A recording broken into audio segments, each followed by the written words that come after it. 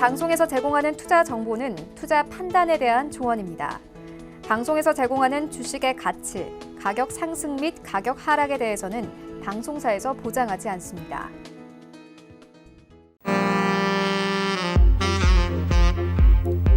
네, 안녕하세요. 베스트 트레이딩맨의 김민재입니다. 저희 베스트 트레이딩맨 오늘도 꽉차게 2시간 동안 여러분들과 함께 할 거니까요. 10시까지 채널 고정해 주시기 바라겠습니다. 자, 일단은요. 저희 방송 참여하시기 위해서 참여 방법부터 좀 소개를 해드릴 건데요. 역시나 오늘도 종목 상담 시간은 준비가 되어 있으니까요. 미리미리 종목 접수하시는 거 잊지 말아주시기 바라겠습니다. 전화, 문자 그리고 카카오톡으로 연락 주실 수가 있는데요. 전화번호는 02-3153-2611번, 2612번 두 대의 전화기로 연락 주실 수가 있고요.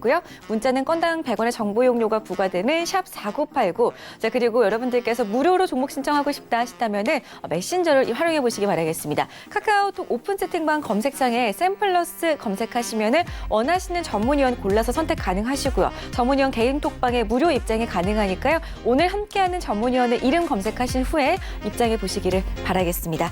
자, 저희 오늘 시장 대외 여건의 영향을 참 많이 받는 모습이었습니다. 양시장이 하락으로 장을 마쳤는데요. 연휴를 마치고 피로를 풀지 못하는 모습이 지속되고 있는 것 같습니다. 다시 부각된 미중 무역 전쟁의 리스크, 앞으로 이번 주 시장에서 어떻게 해소를 해나가야 하는지, 어떤 업종들을 좀 살펴봐야 하는지도 오늘 전문위원분들과 함께 이야기 나눠보도록 하겠습니다. 자, 저희 그럼 본격적으로 배트맨 시작을 해볼 거고요. 저희 배트맨에서 제공해드리는 정보는 전문가들의 조언일 뿐 해당 주식의 가치와 수익률은 보장하지 않는다는 점 고지해드리겠습니다. 자, 그럼 저희 배트맨 위원분들의 포트폴리오부터 화면으로 함께 확인해 보겠습니다.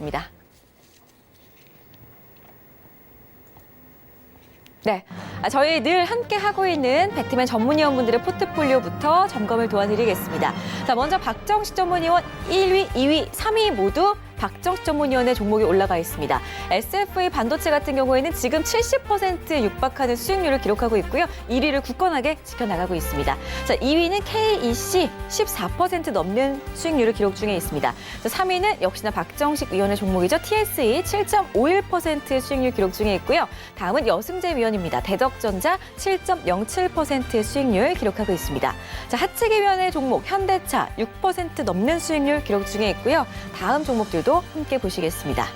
다음 종목은 박정식 위원의 종목이네요. 코위버 5.68%, 하채기 위원의 옵티시스 5% 가까운 수익률로 달려가고 있습니다. 여승재 위원의 한양 ENG 3% 수익률 찍었습니다. 자, 여승재 위원의 오스테 임플란트 1.4% 수익률, 이가람 위원의 성우전자 0.91%의 수익률 기록하고 있습니다. 네, 저희가 배트맨 위원분들의 수익률, 포트폴리오 점검을 좀 먼저 도와드렸고요. 이제는 AS를 도와드리도록 할 건데요. 일단은 오늘 함께하는 전문위원분들과 인사부터 나눠보도록 하겠습니다. 안녕하세요. 네, 안녕하세요. 네, 반갑습니다. 자, 저희가 일단은 시장을 먼저 확인해 보기 앞서서 우리 위원분들의 포트폴리오부터 좀 확인을 해봤습니다. 자, 그랬더니 일단 여승재 위원께서 지금 4위를 하고 계세요. 대덕전자 같은 경우에는 7% 넘는 수익률 향해서 달려가고 있는데요. 곧 있으면 뭐 10%도 돌파할 수 있지 않을까라는 기대감이 좀 있는데 종목들에 대해서 AS를 좀 도와주실까요? 대덕전자와 한양ENG 도와주시면 좋을 것 같아요. 네. 오늘 시장이 좀 굉장히 좀 좋지 못했었잖아요. 위험자산 회피 심리가 좀 강하게 작용한 하루였다라고 보여지는데, 대덕전자 같은 경우에도 뭐 여타 다른 종목들과 마찬가지로 갭 하락 출발을 했습니다. 갭 하락 출발했지만은 기관 수급이 장중에 또 공격적으로 유입이 되면서 오늘 특히 금융투자에서 그 코스피, 코스닥, 또 선물 이렇게 매도를 좀 집중적으로 하는 모습을 보였지만은 그래도 대덕전자 같은 경우에는 기관 수급이 유입이 되면서 또한 외국인 수급도 뭐 소량이나마 좀 유입되는 것이 오늘 포착이 되었고요. 또 아래 꼬리 달고 오늘 이제 보합 수준에서 종가 마감시켜놨는데 뭐 다시 한번 말씀드리지만은 뭐 지금 11,000원 가격 구간 좀 단기 저항받는 가격 구간으로 좀 보시면 좋을 것 같고요. 하지만 이 저항 구간을 돌파할 가능성을 염두에 두시고 홀딩 하시는 전략 여전히 좀 지속적으로 제시를 좀 해드리도록 하겠습니다. 11,000원 돌파 시에는 위쪽으로 매도 목표가로 한 11,500원에서 12,000원 가격 부분까지도 보실 수 있기 때문에 지금 가격 구간에서는 뭐 굳이 뭐 매도하실 필요는 없다라고 말씀드리면서 조금 더 위쪽으로 보셔도 좋지 않겠는가 이렇게 말씀드리겠고요. 네. 그리고 이제 한양 ENG가 좀 불안해졌죠. 17,000원 가격을 저항으로 말씀을 드렸는데 역시 뭐 저항 받고 조금 내려와 있는 상황입니다만 매수 제시해드린 가격은 제가 15,000원 가격을 드렸었는데 아직 뭐 단기적인 상승 추세가 이탈된 것은 아니에요. 이탈된 것은 아니기 때문에 일단 보유 홀딩 의견 드리도록 하겠고 다만 이 종가상으로 이제 15,300원 이탈 시에는 굳이 뭐 손실을 인내하실 필요는 없기 때문에 매도 쪽으로 말씀을 드리도록 하겠고 추후에 다시 더 낮은 가격에서도 공략은 가능하다라는 의견 드리도록 하겠고요. 뭐 종가상으로는 뭐 15,300원 이탈하지 않는 선에서는 다시 한번 16,000원 가격 위로 반등도 가능하다라는 의견 드려보도록 하겠습니다. 네, 지금 AS를 쭉 들어보니까요. 우리 여승재 위원께 제가 하나 질문을 좀 드리고 싶은데요. 한양ENG 같은 경우에는 그렇다면 15,300원 이탈하지 않는다면 계속 보유 의견을 주셨는데 보유하지 않으신 분들은 그러면 15,300원 아래에서만 잡으면 되는 걸까요? 아니죠. 제가 이제 보유하신 분들의 이제 홀딩 기준 가격을 제가 15,300원으로 제시를 해드린 거고요. 그 가격 이탈하게 되면 15,000원에서 14,500원 가격 구간에서 다시 한번 매수 신호가 포착될 수 있거든요. 그러니까는 15,300원 이탈 시에는 조금 기다리시면 조금 더 14,500원 가격 부분에서 조금 더 이제 좋은 가격에서 매수 진입할 수 있는 신호가 나올 시에 매수 접근 가능하다라는 의견 드리도록 하겠습니다. 네, 알겠습니다. 한양ENG 같은 경우에는 조금 더 하락이 나왔을 때 14,500원에서 15,000원 정도 사이에서 눌림 시에 다시 한번 좀 접근을 해보자라는 의견. 아직 신규 접근하지 않으셨다면 매수하실 분들은 잘 참고를 하시면 좋겠습니다. 자, 다음으로 AS 해주실 분은요. 우리 하채기 위원인데요. 하채기 위원님의 현대차가 지금 여승재 위원님을 바짝 따라가고 있어요. 예. 지금 예. 어떻게 좀 현대차 계속 보유를 해도 괜찮을까요? 대덕전자보다 조금 위에 있다가 지난주부터 해서 슬슬 밀리더니 좀 대덕전자보다 조금 밀렸어요. 지난주 금요일에 이제 현대차에 대해서 우리 정재훈 의원님과 한번 이야기를 했었는데 그때 제가 한번 말씀드렸어요. 뭐 단기적으로는 매도하시라, 수익 실현하시라는 말씀 드렸던 거고 장기적으로는 가치주로서의 메리트가 있기 때문에 뭐 수소차 성장주가 있어서 좀 장기적인 보유에서는 뭐 괜찮다는 말씀 드렸습니다. 그래서 뭐 이 회사에 대해서는 뭐 자세히 뭐 말씀 안 드려도 뭐 한국을 대표하는 자동차 완성 제조업체이기 때문에 기술적인 분석에서는 지금 단기적으로 좀 상승한 후에 지금 뭐 5일선, 11선, 그다음에 21선의 지지를 받고 있지만은 지금 시장이 아직은 좀 불안하기 때문에 그래서 단기적으로는 좀 수익 실현을 하시는 게 맞다라는 것을 제가 지난주부터 계속해서 말씀드렸고요. 장기적인 부분에서는 계속해서 좀 가지고 가시라는 말씀드립니다.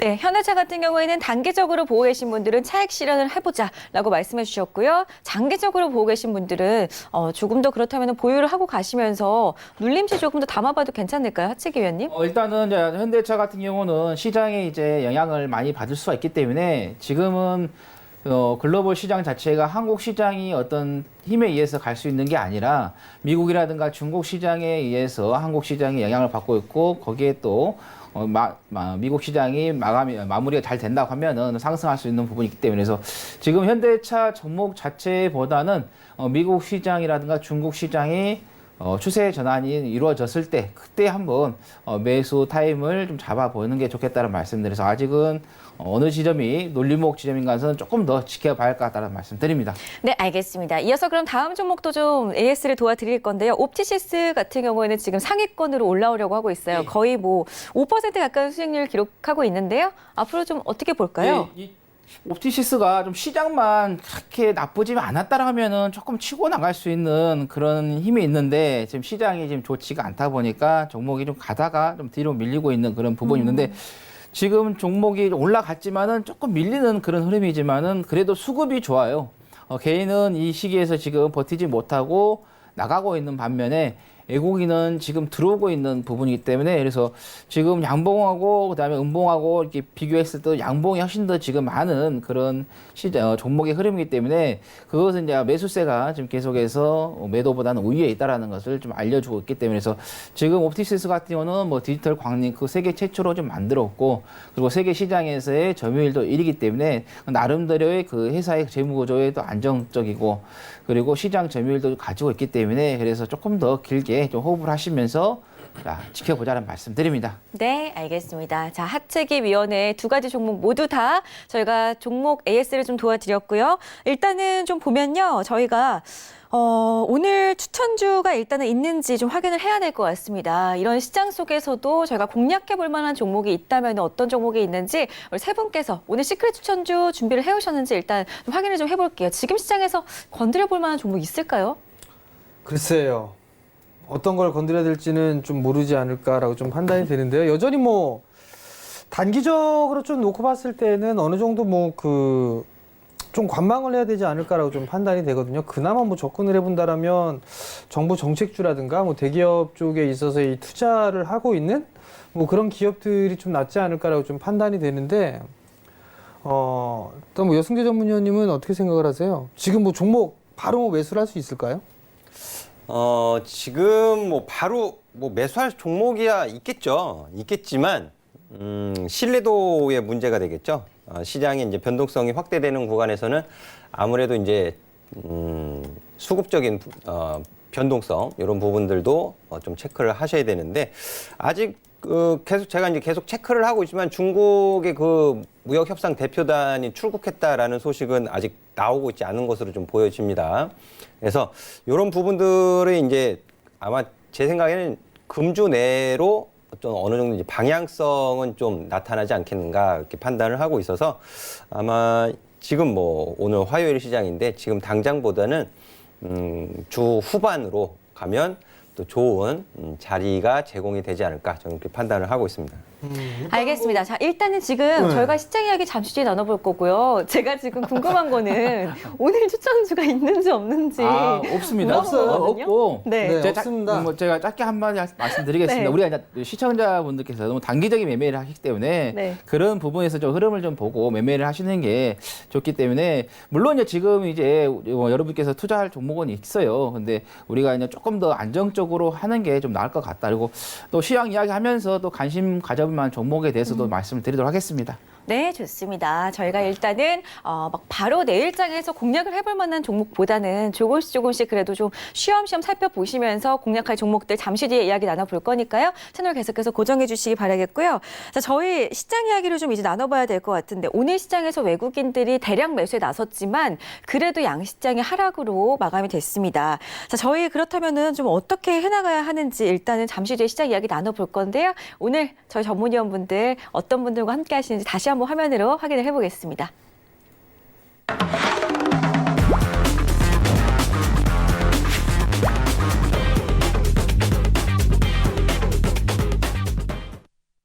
네, 자 오늘 세 분과 함께 시장 이슈까지 이야기를 다뤄보도록 하겠습니다. 자, 저희가 일단은 좀 폭넓게 들어가 보기 전에 오늘 코스피 시장부터 좀 전망을 해봐야 될 것 같아요. 이번 주 시장 상당히 불안합니다. 첫 출발이 오늘 양시장 모두 하락으로 나왔기 때문에 게다가 코스피 시장 같은 경우에는 낙폭은 많이 줄였지만 장중에는 1% 넘게 밀리기도 했습니다. 자, 그렇다면은 좀 어떻게 이제 시장을 좀 헤쳐나가야 하는지 시장 이야기도 나눠봐야 될 것 같은데요. 일단 세 분께 좀 질문을 드리겠습니다. 자, 코스피 시장 저희 오늘 어떻게 보셨는지 한 말씀씩 좀 도와주실까요? 일단 뭐 구체적인 거는 뭐 조금 이따 잠시 있을 이슈 시간대에 좀 다뤄보면 될 것 같고요. 일단 뭐 어제 좀 휴장이었던 게 그나마 좀 다행이 아니었나라는 좀 판단이 드는데 사실 뭐 중국 시장 많이 빠졌어요. 그리고 미국 시장은 그나마 좀 적게 빠졌는데 사실 어제 저녁에 좀 우려를 했던 그런 부분들은 있었거든요. 근데 다행히 그나마 뭐 낙폭에 대한 부분들은 좀 적게 빠졌다라고 좀 판단이 되거든요. 근데 아무래도 이번 주가 좀 제일 중요하지 않을까. 뭐 옵션 만기일도 있고 무역 협상에 대한 부분들도 있고 그렇기 때문에 어느 정도 이번 주가 좀 제일 고비가 좀 되지 않을까라고 좀 판단이 되는데요. 저의 양숙 하채기 전문위원님 오늘 시장 어떻게 보셨어요? 제가 그 지난주에 저 고순 질문에다 출연하면서 제가 그런 말씀 드렸어요. 지금은 시장이 이제 대응 전략으로 좀 가야 된다는 말씀을 드렸거든요. 그래서 그건 이제 S&P 500 그 지수를 좀 보면서 제가 하락 반전형이 나왔다. 그래서 지금 당장 뭐 하락을 할 수도 있고 아니면 시간을 좀 두고 다음 주부터 뭐 하락을 시작할 수 있다는 말씀을 드렸는데 그 시그널이 나오면서 지금 시장이 좀 좋지가 않은 흐름인데 일단은 뭐 캔들이 어떤 트럼프라든가 김정은의 미사일 이것보다 조금 더 빠른 신호를 좀 보여주지 않았느냐 그렇게 좀 예측이 되겠고요. 그리고 또 지난주 금요일에 우리 양숙이라는 정재호 의원님과 시장에 대해서 이제 말씀을 했었죠. 제가 이제 시장은 좀 보수적으로 좀 보고 좀 접근을 하시라는 말씀을 드렸는데 앞으로도 지금 시장은 우리가 이제 상승은 나올 거예요. 약간의 상승 나오죠. 근데 그 상승은 반등일 뿐이지 당장 추세를 전환시킬 수 있는 그런 상승세가 아니라는 거죠. 그래서 지금 구간에서는 상승세가 나오더라도 잠깐의 반등이다. 그래서 추세를 전환시키기 위해서는 다소간의 좀 시간이 좀 필요한 부분이 있다라는 거고, 그리고 지금 국내 시장을 좀 타격을 주는 게 뭐 미중 간의 그런 안 좋은 이야기, 그 다음에 북한에서의 뭐 발사차라고 미사를 일단은 쏜 것 자체가 지금 현재 시장에 좀 안 좋은 것을 판단하면 되겠고요. 그 다음에 이제 원달러 지수가 지금 강력하게 지금 올라가다가 오늘은 지금 좀 하락으로 조정이 나왔는데, 우리가 이제 원달러 지수가 지금 강력하게 올라온 것도 좀 살펴봐야겠지만은 지금 WTO 지금 후쿠시마에 대한 그런 부분에 있어서 일본 쪽에서 패소하면서 한국 경제에 어느 정도 좀 타격을 좀 주려고 하는 그런 이야기도 나왔는데, 지금 원엔 가격도 상당히 지금 많이 오르고 있거든요. 그래서 원엔 쪽에서도 지금 가격이 상승한 부분에서 좀 여러분들 좀 체크를 해보시라는 말씀 드립니다. 예, 오늘 뭐 여승재 전문위원님은 시장 어떻게 보셨어요? 저는 제가 보는 것보다도 국내 기관은 뭘 주목하고 있을까?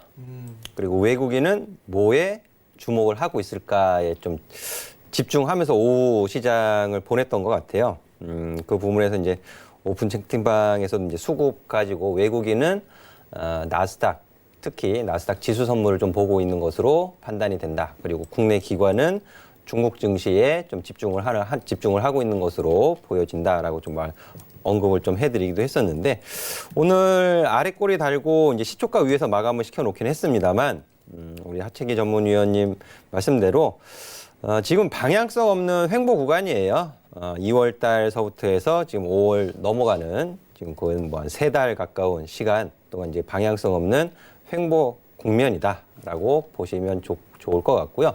앞으로 이제 이렇게 항상 이 교훈을 주는 것 같아요. 그 미국과 북한 간의 그 하노이 그렇게 될지 아무도 몰랐죠. 그리고 우리 연휴 기간 동안에 트럼프 대통령이 또 그렇게 트위터에 이런 시장 변수를 던져줄지 아무도 몰랐잖아요. 그러니까 증시 자체가 피할 수 없는 리스크가 있습니다. 피할 수 없는 리스크가 있기 때문에 그 부분을 좀 잘 대응을 하시기 위해서는 조금 더 지금 좀 분할 매수가 필요하지 않나, 여기까지 말씀 좀 드리도록 할게요. 네. 자, 이렇게 해서 오늘 세 분께서 코스피 시장 전망을 살짝 해주셨는데요. 자, 그렇다면은 앞으로 저희 시장에서 좀 어떤 이슈들을 주목해 보면 좋을지, 특히나 오늘 시장에서 좀 뜨겁게 달궜던 이슈들은 어떤 것들이 있었는지 세 분과 함께 이야기 나누는 시간 가져보겠습니다. 자, 오늘의 이슈 첫 번째부터 확인을 해보겠습니다. 트럼프 관세 폭탄 위협, 그리고 미사일 발사, 시장 영향이 어땠는지, 오늘 또 북한 미사일 발사 관련해가지고 방산 관련주들이 잘 가는 모습이었습니다. 또 단기적인 영향인 건지 세 분과 함께 이야기 나눠보겠습니다. 두 번째 이슈는 미중 무역 협상이 또다시 난항을 겪고 있습니다. 트럼프가 또 트위터에다가 관세 부과에 대한 의견을 남겼는데요. 여기에 따른 또 수급들 어떻게 살펴보면 좋을지, 새가 증된 금융 투자에 대해서도 이야기를 나눠보도록 하겠습니다. 네, 먼저 첫 번째 이슈부터 네. 다뤄주시면 좋을 것 같아요. 이것 때문에 참 문제가 좀 많았었어요. 걱정도 좀 했었고요. 뭐 미사일도 발사를 했고요. 트럼프 대통령이 관세에 대한 얘기, 관세 폭탄에 대한 얘기들을 좀 했는데, 사실 전 진짜 트럼프 대통령이 이해가 안 돼요. 뭔 생각을 하고 있는지도 이해가 안 되고, 그 다음에 뭐 북한 쪽의 미사일 발사는 어느 정도 예상은 했었어요. 뭐 이런 식으로 좀 나오지 않을까. 그죠? 저의 양숙. 예. 예. 이거 어떻게 해야 될까요? 저는 네. 우리가 이제 한번 잠깐 시간을 살짝 잠깐 돌아보면은, 저는 이 트럼프의 그 트위터가 약간 정치색이 조금 묻어나지 않나 이렇게 생각이 돼요. 일단은 김정은이가 러시아를 갔어요. 네. 만나고 왔어요. 네. 근데 만나고 오자마자 네. 한 방을 쐈어요. 네. 그러면서 시장 자체가 그쪽으로 몰렸어요. 네. 근데 지금 민주당에서 바이든이 지금 계속 지지율이 올라가고 있고, 그다음에 트럼프가 대부 정책을 폈다는 거예요. 근데 했는데 뭐야 쌌어. 그럼 도대체 지금 한 게 뭐가 있느냐. 미국 너네가 지금. 그래서 대북 정책을 바꿔야 된다는 걸 그걸 이야기가 나왔을 거예요. 근데 우리가 그냥 이슈는 이슈로 덮은다고 바로 트럼프가 트위터에다가 미중 간의 무역 협상이 너무 더디다. 그러면서 2천억 달러의 관세를 뭐 25%로 10%에서 25%로 인상을 하겠다 하면서 그걸 덮어버린 거죠. 그래서 지금 어떻게 보면은 이 정치색이 어떻게 짙은 상태에서 시장이 완전히 돌아가고 있는. 그리고 제가 이 방송에 나갔을 때도 그런 말씀 드렸어요. 지금 글로벌 시장의 최대 악재는 트럼프의 트위터. 이 트위터를 하는데 우리가 다 그걸 친구 신청해서 보고 있을 수는 없잖아요. 또 시간 차이가 나는데. 그렇죠. 그리고 이 미국의 대통령이라고 하면은 세계 경제를 대표를 하고 세계 경제를 이끌어가는 지도자예요. 그러면은 세계 대통령이라는 자리 자체가 그렇게 경거망동할 수 있는 자리가 아니라는 거죠. 이 세계 경제를 이끌어가기 위해서는 어떻게 보면 안정성을 추구를 해야 하는데 그러기 위해서는 백악관이 있잖아요. 비서가 있잖아요. 그럼 뭐하러 백악관을 두고 비서를 두는 거예요. 빼야지. 그래서 정식적인 보고 라인을 통해서 세계 경제인들에게 전 의사 전달을 하라는 말을 다시 한번 하고 싶어요. 그래서 지금부터라도 트위터 끊고 백악관에 비서를 통해서 의사 전달을 좀 해달라 이 말을 하고 싶습니다. 사실 그 트럼프 대통령의 트위터는 중국에서는 예. 민심의 예. 좀 우려 때문에 통제를 했다고 하더라고요. 예. 아까 뭐 기사에서 나오더라고요. 예. 여승열 의원님은 이게 영향이 좀 상당히 클 거라고 좀 생각을 하세요? 일단 네. 그 글로벌 이제 금융 시장의 그 많은 애널리스트들이 있잖아요. 네. 분석가들. 이제 굉장히 많은 분석 의견들을 제시를 하고 있더라고요. 뭐 근데 뭐 저 또한 북한 문제랑 좀 떼놓고 보기는 어렵지 않겠는가. 이번 관세 그런 불확실성을 던진 이유도 그런 면에서 좀 볼 수가 있을 것 같고요. 지금 뭐 비관적 그리고 중립적 그리고 낙관적 이런 의견들이 제시가 되고 있는데 일단은 뭐 예측이나 예단할 필요는 없을 것 같아요. 예측이나 예단을 할 필요는 없을 것 같고 앞서서도 말씀드렸던 것처럼 금주 내로 방향성에 대한 파악은 좀 되지 않겠는가. 방향성을 파악한 이후에 움직여도 늦지 않다. 저는 그렇게 판단을 하고 있고요. 그리고 북한의 이런 도발 이런 문제들도 어떻게 보면 당연한 어떻게 보면 설계 시나리오대로 지금 흘러가고 있는 것이 아닌가 제 나름대로 좀 의구심을 갖고 보는 부분도 있기는 한데 그렇다 하더라도 항상 또 수급이 말을 해줄 겁니다.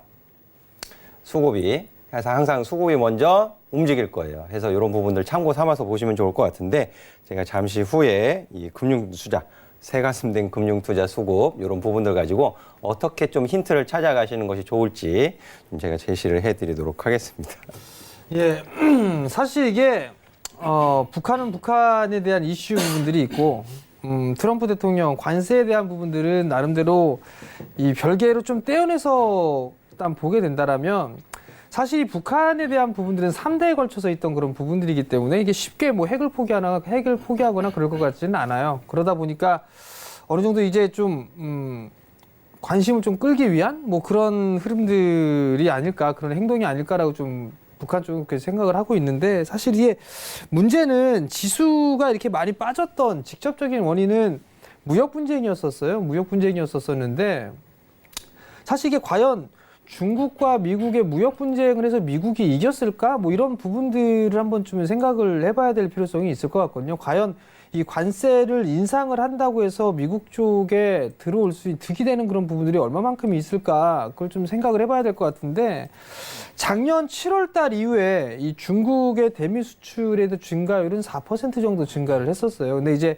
반대로 미국의 대중 수출 같은 경우는 18% 가까이 감소가 좀 되는 그런 모습들이 좀 나타났거든요. 거기에 따라서 미국 기업들의 실적이 안 좋을 거다라는 그런 부분들이 나왔었고 실질적으로 좋지 않게 나온 그런 상황들이란 말이에요.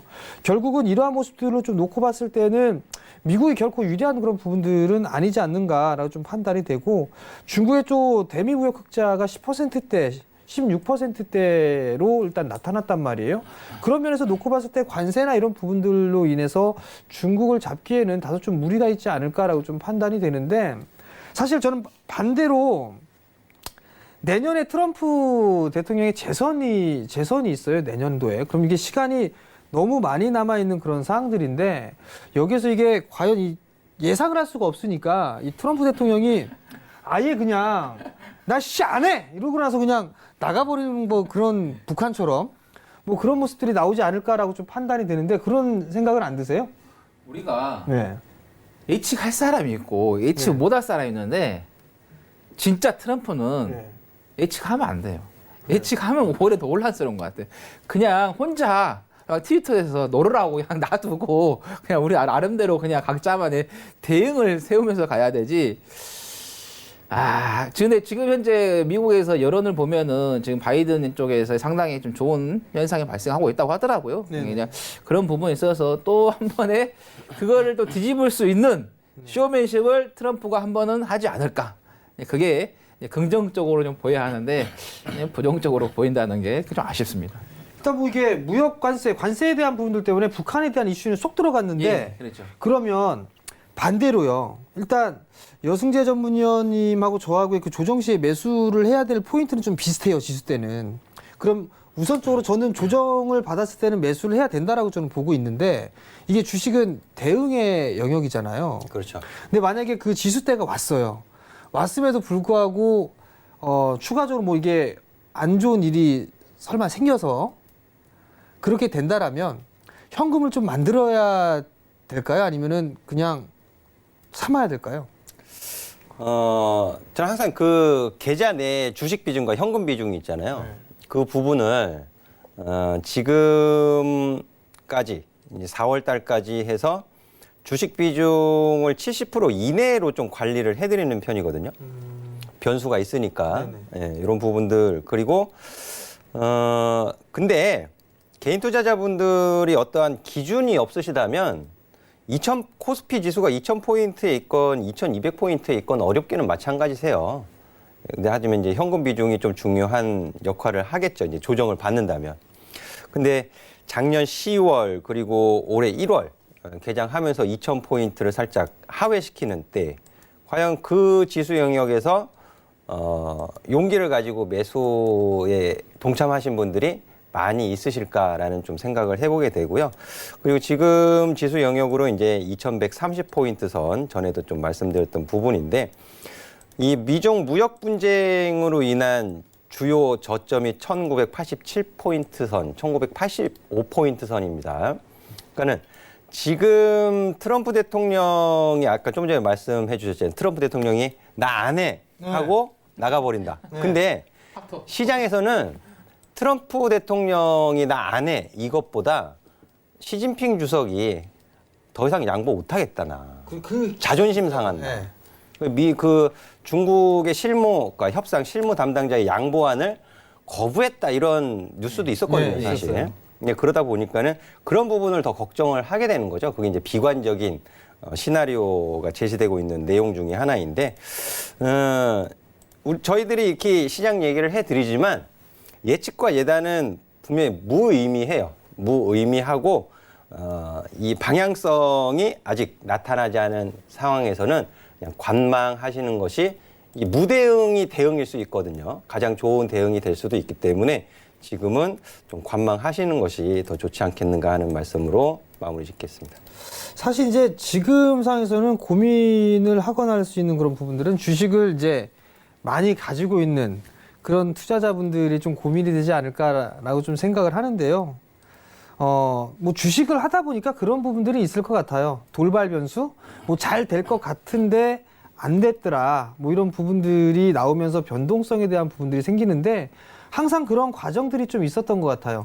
시장에 있어서 변수가 생기고 변동성이 생기게 된다라면 그 부분들로 인해서 또 다른 기회로 좀 작용한다라는 거. 물론 지수가 빠지고 변동성이 생기는 그런 부분들에 있어서 고통스럽기도 하고 속이 쓰린 그런 부분들도 있지만 전 여기에서 뭐 죽어 내려간다거나 뭐 그럴 것 같지는 않아요. 물론 선물 기준으로 좀 보게 되면 뭐 한 274포인트대 275포인트 정도? 그 정도가 된다라면 어느 정도 이 박스권에 대한 하단 그 부분들을 좀 생각을 하고 있는 그런 사항들인데 항상 이런 시기 때 그 얘기들이 좀 많이 나와요. 안 좋은 얘기들.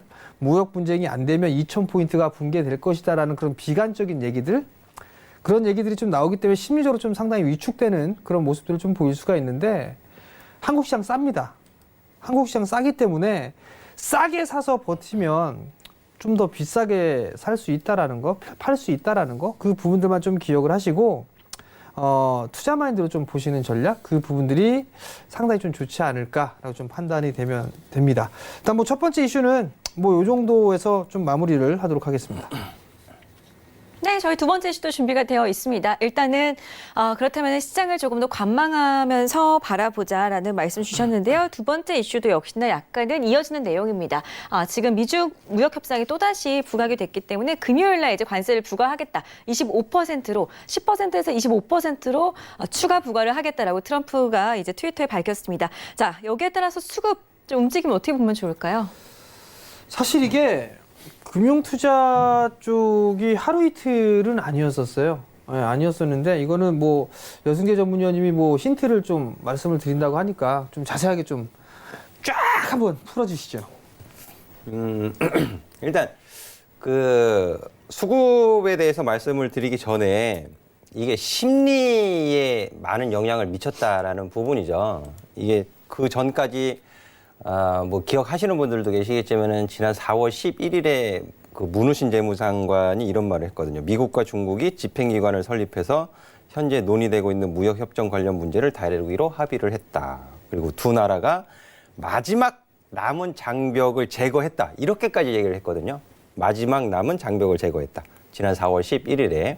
그러면서 이제 기대감이 한껏 올라가 있는 상황이었죠. 올라가 있는 상황에서 이제 반전되는 현상이 벌어지게 되니까는 쇼크 수준의 이제 변동성이 벌어지게 된 것인데, 뭐 낙관적, 중립적, 비관적 이런 의견은 뭐 좀 말씀을 드렸기 때문에 좀 넘어가기도 하겠고요. 근데 이 부분을 잘 정리를 해보시면, 제가 이제 예측이나 예단은 뭐 무의미하다라고 좀 말씀을 드리고 있지만, 제가 생각하는 바는 이래요. 일시적으로 이제 무역 협상 합의가 이제 무산될 가능성을 좀 배제할 수는 없다. 어느 정도 좀 열어놓고, 그리고 무역 협상 합의 무산 속에서 다시 재협상을 또 판을 다시 까는 거죠. 그런 부분들. 그리고 중국 협상단이 미국을 방문을 하겠지만 지금 외교부 대변인이 얘기를 했어요. 준비 중이다. 방문을 준비 중이다. 얘기를 했죠. 방문을 하지만 양측의 이견이 이어지면서 상대방의 의도를 파악하는데 집중할 가능성이 있죠. 그리고 양측이 무역협정 합의에 대한 의지를 피력하게 되면 이제 금융시장의 불안이 크게 완화될 가능성이 생기는 거예요. 그러니까 이런 어느 정도의 플로어를 놓고서 확인을 해가는 과정이 좀 필요하다라고 좀 말씀을 드리고 싶고요. 이 금융투자에서 오늘 굉장히 많은 매도를 출회를 했습니다. 근데 4월 22일서부터 매도를 하기 시작을 했어요. 금융투자가 이제 좀 그 수급을 좀 확인을 시켜드리면은 투자자별 이제 누적 순매수를 보시면은 금융투자가 4월 22일서부터 매도로 전환이 돼서 오늘까지 5월 7일까지 누적 1조 3천억을 매도를 하고 있습니다. 오늘 당일에만 4,993억을 매도를 했죠. 또 전 업종에 걸쳐서 전 업종에 걸쳐서 매도를 했어요. 그렇게 좀 이례적인 오늘 수급을 좀 보였었는데, 반면에 외국인 같은 경우에는 3조 3,686억을 매수를 하고 있죠. 외국인은 아직 나가고 있지 않다라고 확인이 되시겠고요. 그럼 금융투자애들이 4월 22일 날 왜 매도로 전환이 됐을까에 대한 고민을 해보시면 돼요. 고민. 4월 22일 날에 무슨 일이 있었죠? 기억하시나요? 4월 22일 날? 제가 어저께 일도 기억을 못해서요. 제가 어제 뭘 했는지도 기억을 못하겠어요.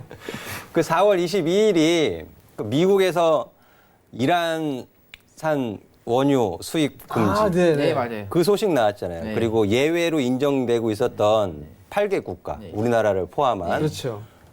예외 없다 이제 네. 라고 못을 박았잖아요. 5월 3일부터.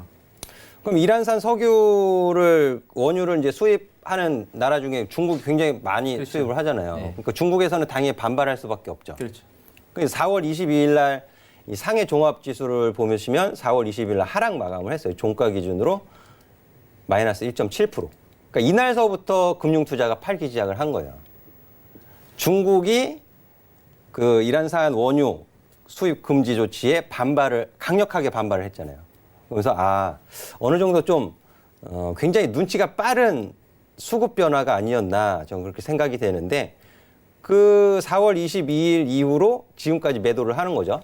그러니까 하방 쪽으로 좀 보고 있었다. 어느 정도 미중 무역 협상에 대한 불확실성을 좀 금융 투자가 미리 좀 눈치를 챈 것이 아니었나 그렇게 보여지고요. 대신에 지금 이제 시장에서는 그래도 좀 낙관적 트럼프 대통령의 어떤 정치적인 블러핑 이런 부분들에 대해서 해석이 조금 더 힘을 받고 있는 상황인 것 같은데 중국 협상 대표단이 가느냐 안 가느냐 여기서부터 어느 정도 좀 판가름이 되겠죠. 그러면 제가 보는 기준으로는 중국 상해 종합이 2,800을 이탈하지 않는 선에서 2,800을 이탈하지 않는 선에서 금융 투자 그리고 투신의 수급 변화가 나타날 가능성이 있다. 이렇게 열어놓고 보고 있는 상황이거든요.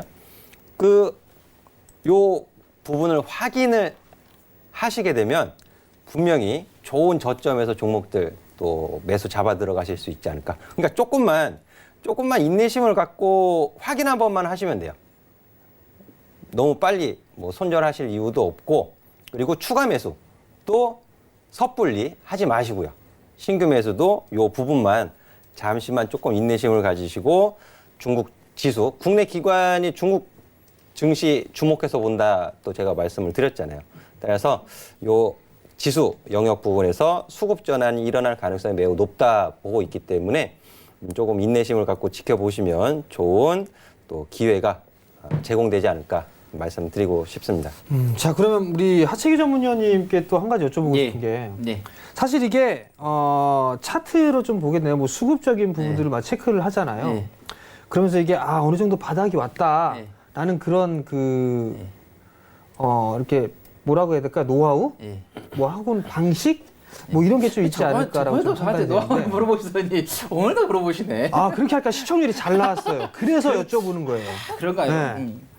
자, 우리가 그 선진국 시장과 그다음에 개발도상 후진국 시장을 좀 살펴보면 우리 여성재 의원님께서 말씀하신 것처럼 지금 선진국 시장은 5월을 기점으로 해서 빠지기 시작을 했어요. 그렇죠. 근데 후진국들은 그 전에 이제 빠졌거든요. 지금 이게 독일 차트만 보면, 그러니까 독일 차트는 계속 오르다가 5월 3일 하고 와서 지금 한 두 번에 걸쳐서 지금 오늘도 지금 독일이 지금 하락하고 있거든요. 지금 조금 하락하고 있는데 이렇게 이제 늦게 좀 출발을 했어요. 그다음에 일본도 4월 24일 날 이렇게 늦게 출발을 했는데 중국은 4월 8일 날 고점을 해서 이제 빠졌다. 그래서 지난주 금요일에 제가 우리 정재훈 의원님하고 이야기할 때 그런 말씀 드렸었죠.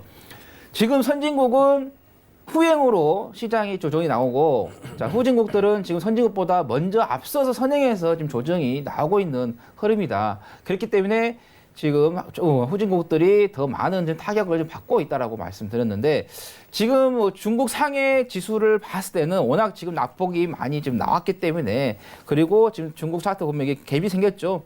이 갭이 생기면은 이 갭을 메꾸기 위해서 리바운드가 나오죠. 우리가 공을 딱 던지면은 한 번 정도 튀어 올라오듯이 그런 페이스가 나오는데, 지금 구간에서 보면은 한 이번 주 정도에는 중국이 마무리 좀 짓고 반등이 나올 것 같아요. 그런데 그 나오더라도 그게 크게 나오지 못하고 미비하게 나오지 않겠느냐. 그래서 지금 중국 시장을 봤을 때는 이번 주 정도에 마무리 조금 좀 지고 좀 올라올 수 있겠고, 자, 미국을 조금 이제 좀 지수를 좀 보면은 지난번에 제가 그 고수는 지금하고 그다음에 배트맨에서 여러분께 말씀드렸던 게 S&P 500을 조금 보고 여러분들께 설명을 좀 드렸었는데, 자, 우리가 아까도 말씀드렸죠.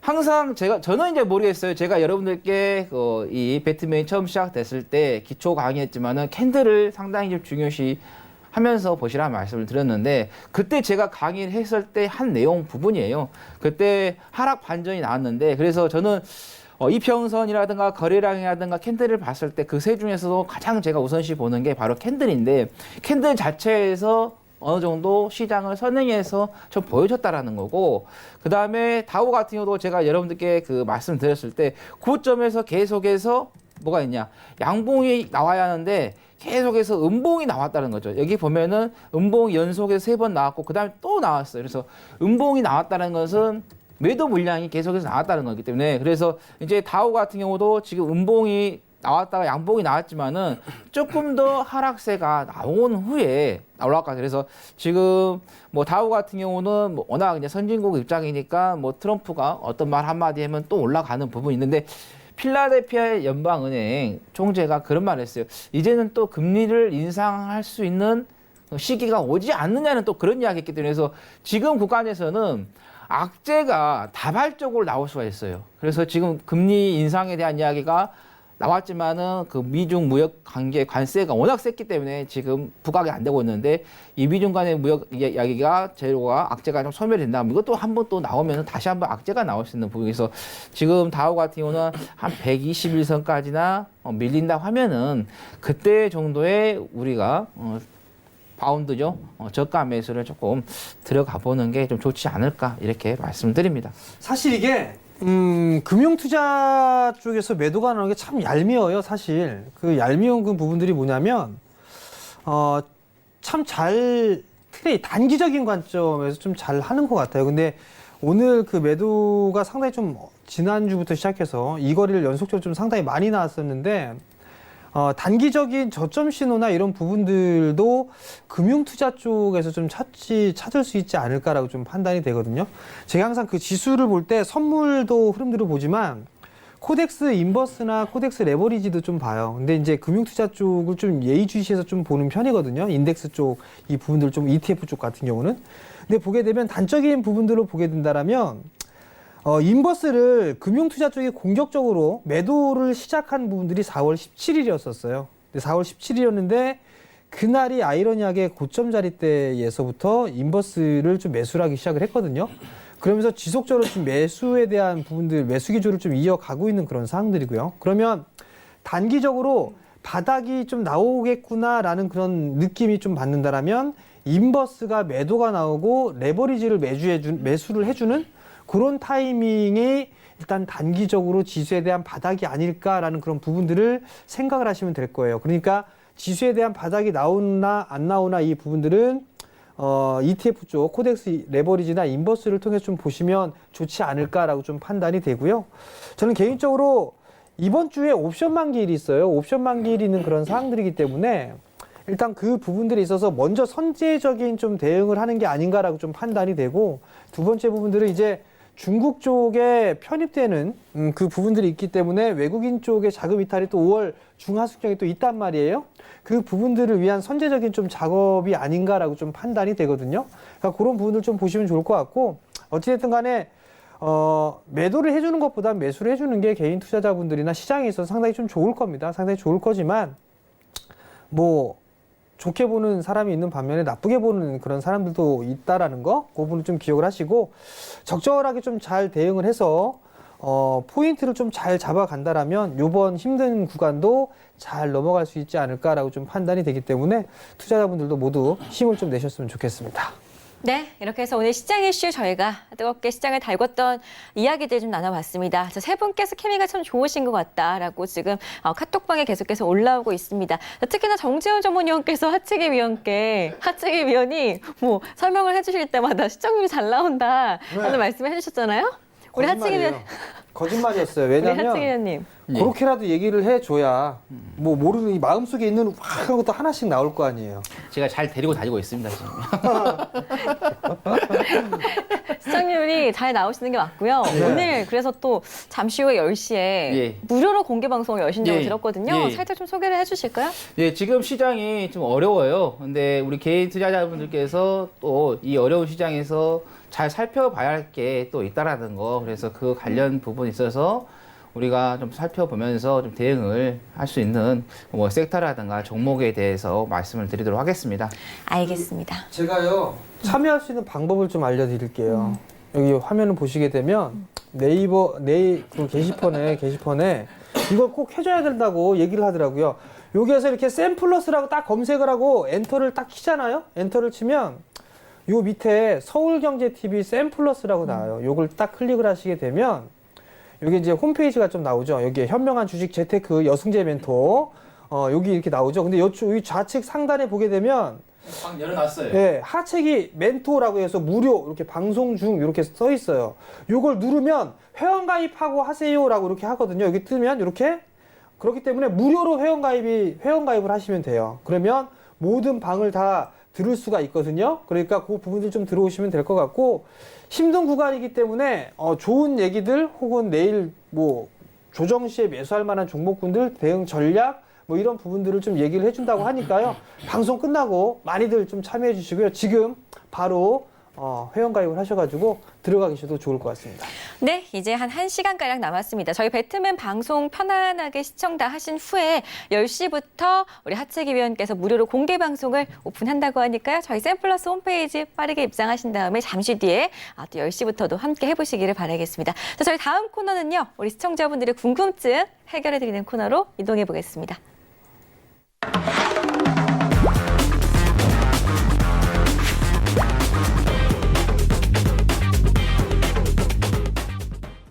네, 지금 전화하고 문자가 상당히 많이 들어오기 때문에 저희가 바로 첫 번째 전화부터 받아봐야 될 것 같습니다. 시청자분 너무 오래 기다리신 것 같은데요. 바로 연결을 해보겠습니다. 여보세요. 안녕하세요, 시청자님. 예. 네, 반갑습니다. 종목 확인을 좀 해보겠습니다. 종목은 나이백이 60%입니다. 네, 60%. 그리고 매수가는 1,800원 맞으신가요? 예. 알겠습니다. 자, 나이백 전망에 대해서 좀 짚어드릴 건데요. 일단 세 분의 의견 먼저 함께 살펴보겠습니다. 하나, 둘, 셋 하면은 좋아요, 나빠요 들어주시기 바랄게요. 하나, 둘, 셋. 네, 그래도 일단 나이백 좋아요 의견이 2개가 나왔는데요. 어떤 분 먼저 좀 설명을 도와주실 건가요? 네, 여승재 전문위원입니다. 제가 네. 혼자 나빠요인가? 네. 안녕하세요, 아버님. 예. 지금 비중이 많으셔서 제가 나빠요 의견 드렸어요. 예. 이게 추가 매수를 하셔서 비중이 늘어나신 거예요? 아니, 물타기해서 그렇습니다. 그러니까는 그 계획적인 추가 매수가 아니고 물타기로 비중이 늘어나신 거죠? 예.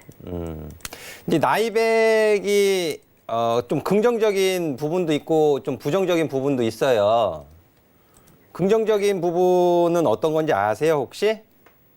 개발이 많다고 그러는 건, 예, 그 펩타이드 관련 펩타이드를 이용해 가지고 골다공증이라든지 뭐 지방 축적 억제라든지 이런 부분에 대해서 또 유럽의 특허 취득 그리고 국내 특허 취득 뭐 이런 뉴스들은 좀 긍정적인 부분인 것은 맞아요.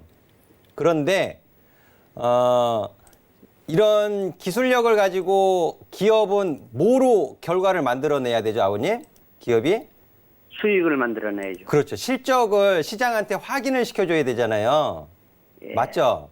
예. 기대감이 있을 때 주가의 그 상승 탄력이라든지 이런 부분들이 가장 좋은 거는 맞지만 이미 작년에 한 차례 또 큰 폭의 상승이 있었고 그 이후에는 좀 단발성으로 지금 하루 그냥 단발성으로 올라가는 모습들만 보이고는 아직 크게 움직이고 있지는 않잖아요. 그죠?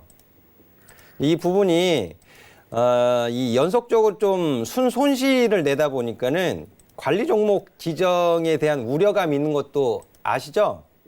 예. 예. 이런 부분들이 주가 상승을 지속시키지를 못하고 단발성으로 끝내게 하는 요인으로 지금 작용을 하고 있는 것이거든요. 그래서 매수하신 가격이 이제 1,800원이시고 비중이 60%세요. 60%인데 지금 제가 그 홀딩 하시는 기준 가격을 좀 제시를 해 드릴게요. 지금 동사의 기대감에 의해서 이제 주가는 횡보를 하고 있는 거예요. 횡보. 이렇게 8,200원 가격. 그 이슈가 작용을 하고 기대감이 살아있는 가격 구간이 이날이거든요. 12월. 작년 12월 21일에 종가 8,235원인데요. 8,000원 기준으로 홀딩을 좀 말씀을 드리도록 하겠고요. 그리고 대신에 비중이 많으시기 때문에 매수가 영역 부근서부터 며칠 전에 4월 25일 날 장중 고가가 1446원이에요. 이때도 굉장히 좀 아쉬우셨죠? 예, 윗꼬리 달고 밀리는 바람에. 그쵸? 예, 그러니까 이 1,500원 가격 원래대로는 원래 그 정상적인 상승의 흐름을 가장 좋은 상승의 흐름을 이어가려면은 3월 달에 상한가 간 이후에 이 상한가의 몸통 가격 저항을 돌파한 가격이 10,000원 가격이거든요. 10,000원 가격을 이탈하지 않는 선에서 추가적인 상승 흐름이 나오는 게 가장 좋은 흐름이었는데 그 가격 흐름을 놓쳐버렸어요. 이 나이백이. 그러다 보니까 주가 흐름이 이렇게 이제 지지부진해져 버린 거거든요. 그래서 10,000원 위로는 손실이 줄어드시는 거잖아요. 그쵸? 예, 10,000원에서 이날 상한가가 썼던 11,200원, 300원. 10,000원 위로 11,200, 300원 가격 구간에서는 일단 비중을 좀 줄이시는 가격 구간으로 보시는 게 좋아요. 예, 손실이 좀 줄어드신 상태에서. 그래야 이 횡보 구간이 좀 더 이어질 가능성이 있거든요. 그러면 그 이후에 비중을 좀 줄이시고 매수 평단을 조금씩 내려놓으시면 모멘텀은 있기 때문에 또 위로 한번 또 급등해주는 가격 시세가 이제 연출이 될 때 좋은 또 수익으로 매도하실 수 있는 기회를 잡으실 수 있는 거거든요. 그래서 리스크 관리하시는 가격, 홀딩하시는 기준 가격은 제가 이제 8,000원으로 좀 제시를 해드리도록 하겠고, 다만 10,000원 가격서부터 위로는 비중을 좀 줄이시는 기회로 좀 활용을 하시는 것이 좋겠지 않나라는 의견 드리도록 할게요. 예, 고맙습니다. 네. 네, 저희 첫 번째 상담은 전화 상담으로 함께 해봤습니다. 자, 하지만 시간 관계상 저희가 배트맨 1부는 여기서 맞춰야 될 것 같고요. 잠시 뒤에 돌아오는 2부에서는 저희가 종목 상담부터 바로 이어지니까요. 채널 계속해서 고정해 주시고 아직 종목 신청하지 않으셨다면 빠르게 전화 문자 카카오톡 이용해서 남겨보시기 바라겠습니다. 저희는 10분만 쉬었다가 배트맨 2부로 다시 찾아뵙겠습니다. 고맙습니다.